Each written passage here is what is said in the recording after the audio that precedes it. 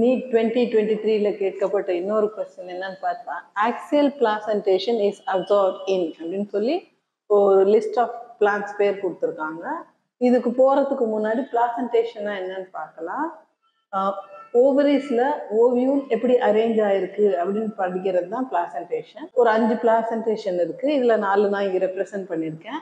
Axial அப்படின்னா ஒரு central axis இருக்கும், அதுல ஒரு பர்டிகுலர் ஆங்கிள் ஓவியூல்ஸ் அரேஞ்ச் ஆயிருந்தா அது ஆக்சியல் பிளாசன்டேஷன். பரைட்டல்னா இன்னர் வால் ஆஃப் த ஓவரியில அது அரேஞ்ச் ஆயிருந்தா அது பரைட்டல் பிளாசன்டேஷன். ப்ரீ சென்ட்ரல் வந்து அப்படியே ஆக்சியல் மாதிரியே இருக்கும், பட் அந்த செப்டா இந்த இடத்துல இருக்காது, செப்டா இருக்காது, அதுதான் ஒரே வித்தியாசம்.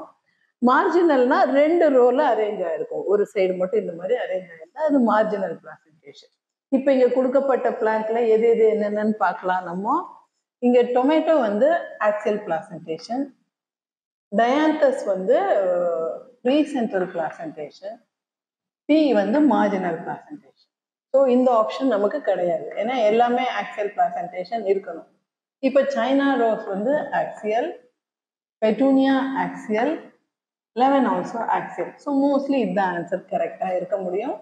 மஸ்டர்ட் வந்து பரைட்டல், குக்கும்பர் பரைட்டல், அண்ட் பிரிம்ரோஸ் வந்து ப்ரீ சென்ட்ரல். ஸோ ஒரு ஃப்ரீ சென்ட்ரல் வந்தனால இதுவும் கிடையாது. பரைட்டலும் ஃப்ரீ சென்ட்ரல் வந்து ஆக்சியலே இல்லை இந்த இடத்துல. இப்போ China rose axial, beans marginal, லூப்பினும் மார்ஜினல். ஸோ இந்த ஆப்ஷனும் கிடையாது. ஸோ கரெக்டான ஆன்சர் என்னன்னு பார்த்தா China rose, petunia and lemon.